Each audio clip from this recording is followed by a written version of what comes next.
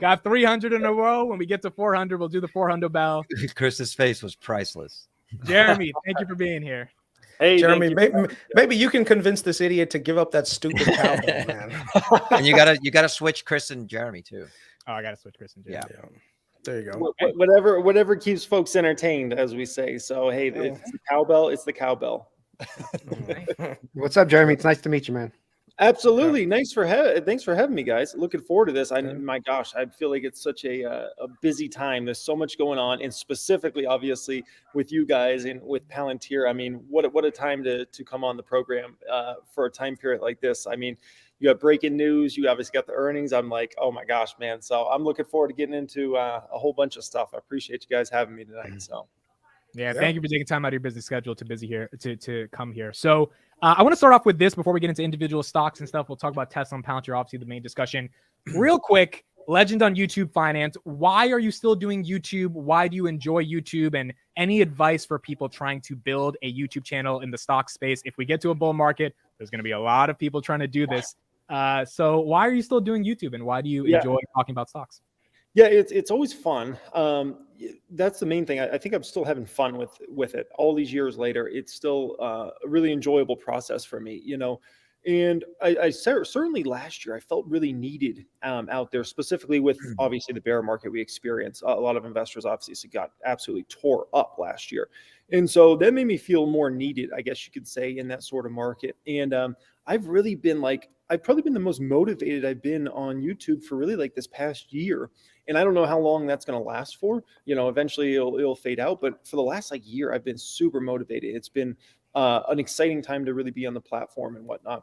And when you build a pretty good sized audience, also you feel like there's a lot of people that want to know your perspectives, opinions, what you're up to in the market.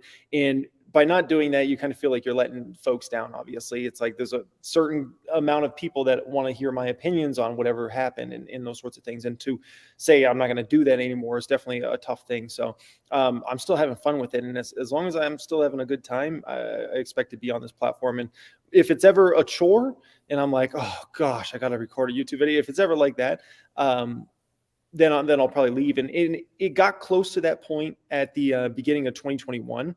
I definitely felt like that. We were in that ultra bullish market and just like, it was just so hypey. And I started to feel like kind of like down about the YouTube space and whatnot. And actually, I think last year was the best thing that could ever happen. So we had a purge, and I think that purge was healthy. And now we're here, and we're getting more into normalized time periods where you have certain stocks that are going up a lot, certain stocks that are going down a lot.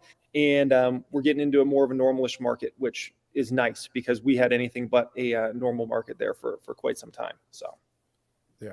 Oh, okay, awesome. Chris, go ahead. You want to say something? Yeah, I think you hit the nail on the head. I think there's so many opportunities that are presenting themselves like now.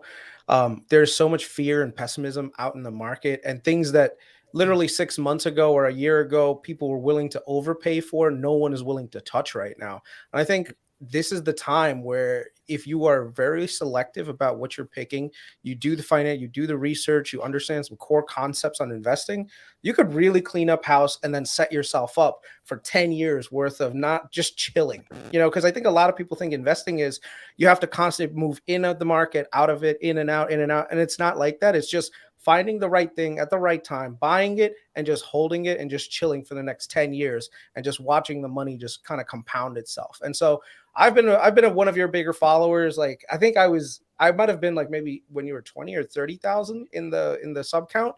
So I've been following you since those days. I was like, oh, you know what? And I'll be honest, at first I was just like, this guy is kind of an idiot. Like, I used to think that, but I understood the shtick behind it, where it was like you were trying to make this a fun thing, where I think if you just came off as a serious person, like, I think Apple is a good company to invest in, it would have been just so fucking retarded and people would not have even tried to invest. So I think that's we need the holy smokers. We need the excitement. Yeah, it has to be funny. At the end of the day, we're entertainers.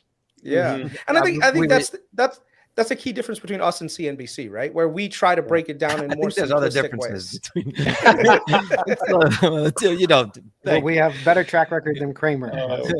But, okay, so Jeremy, so Chris has been a fan of you for a while. He's talking about, buy companies right now, hold them for years, especially when there's a purge going on. I want to get into one of the biggest companies in the world, one of the most exciting companies in the world, Tesla. What are your current high-level thoughts on the state of this company right now? Obviously, you've been in it since about 2018. Our fellow co-hosts, VITALY and Carlos, have constantly reminded us that they've 20x their money on Tesla, just like you. But before he answers that, Depends because on the day. I had a question for him. I actually followed you on your channel, and when you sold out of Tesla, I'm like, this mofo selling out of Tesla? What's he, crazy? You're And I'm leaving like, us. God damn it! Why didn't I follow this mofo into selling out of Tesla?